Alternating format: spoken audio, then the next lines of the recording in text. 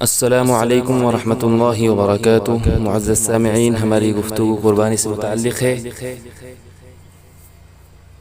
16 مسئلے بیان ہو چکے ہیں۔ 17واں مسئلہ یہ ہے کہ بھول کر ایک دوسرے کی قربانی، اگر کسی نے ایک دوسرے کی قربانی بھول کر دی تو اس کا کیا ہوگا؟ قربانی ہوگی یا نہیں ہوگی؟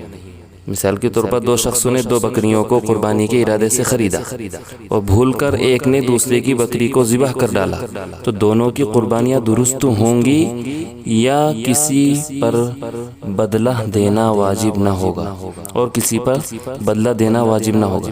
یعنی ایک دوسرے نے بکری خریدی اور دوسروں میں سے ہر ایک نے ایک دوسرے کے بدلے قربانی کر دی، تو اس قربانی کا کیا ہوگا؟ قربانی ہوگی، درست ہوگی یا نہیں ہوگی؟ اور کسی پر اس کا بدلہ دینا واجب ہوگا یا نہیں ہوگا؟ تو مسئلہ یہ ہے کہ اگر کسی نے کسی کی بکری یعنی قربانی کے جانور کو غصب کر کے قربان کر ڈالا تو قربانی ادا تو ہو جائے گی، لیکن کیا ہوگا؟ لیکن مالک کو اس بکری کی قیمت دینا واجب ہوگا۔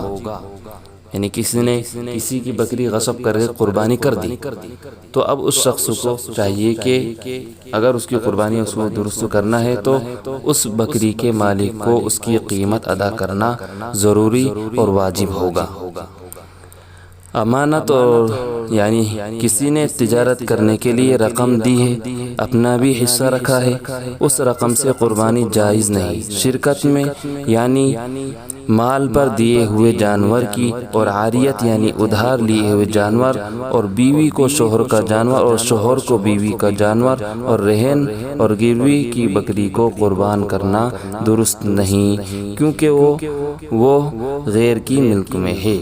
یعنی کہ کوئی شخص امانت کے طور پر کوئی مال رکھتا ہے یا بکرا یا بکری رکھتا ہے، تو اس کی قربانی اگر ہم کرنا چاہیں تو ہم اس کی قربانی نہیں کر سکتے، کیونکہ ہم اس بکری کے مالک نہیں ہیں۔ اسی طریقے سے اگر کوئی شخص رہن رکھتا ہے یا عاریت پر رکھتا ہے، تو یہ تمام شکلیں ایسی ہیں کہ اگر ہم ان کی قربانی اگر ہم کر دیں گے تو قربانی ہماری نہیں ہوگی۔ کیوں نہیں ہوگی؟ اس کی وجہ یہی ہے، اس کی وجہ یہ ہے کہ ہم اس کے مالک ہی نہیں ہیں۔ جب ہم مالک ہی نہیں بنے اس چیز کے، اس جانور کے، تو ہماری طرف سے قربانی کیسے ادا ہوگی؟ تو یہ بات خوب آپ سمجھ لیں کہ ایک دوسرے کا اگر کوئی شخص ہمارے پاس بکری یا بکرا عاریت کے طور پر یا رہن کے طور پر یا امانت کے طور پر رکھتا ہے، تو ہم کو چاہیے کہ ہم اس کی قربانی نہیں کریں، اور اگر قربانی کر بھی دی ہے تو پھر اس کی جو ہے قیمت ادا کرنا ضروری اور لازم ہوگا، ورنہ ہماری قربانی ادا نہیں ہوگی۔ السلام علیکم ورحمۃ اللہ۔